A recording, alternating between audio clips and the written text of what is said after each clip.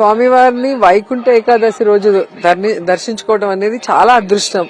ఎందుకంటే ఇది చాలా మంది కోరుకునే కోరిక, కానీ కొంతమందికే భగవంతుడు ఆశీర్వచనం దొరుకుతుంది. సో నిజంగా దాంట్లో నేను ఒకరైనందుకు చాలా హ్యాపీగా ఫీల్ అవుతున్నాను. అండ్ రెండు కళ్ళు సరిపోవు ఈరోజు స్వామిని చూస్తుంటే. టెంపుల్ మొత్తం అలంకరణ కానీ, సీరియల్ లైట్స్ కానీ, ఫ్లవర్స్ కానీ, లోపల వెళ్ళినప్పుడు స్వామివారిని అలంకరించిన తీరు కానీ, సో ఆ వైబే చాలా డిఫరెంట్ గా ఉంది. సో చాలా ఎనర్జీ, చాలా పాజిటివ్ ఎనర్జీ మనలోకి రావటం అనేది మనం ఫీల్ చేయగలం. ఎవరైనా కూడా ఈ టెంపుల్లోకి ఎంటర్ అయ్యేటప్పుడు తిరిగి బయట వచ్చేటప్పుడు ఆ ఎనర్జీని మనం ఫీల్ చేయగలం.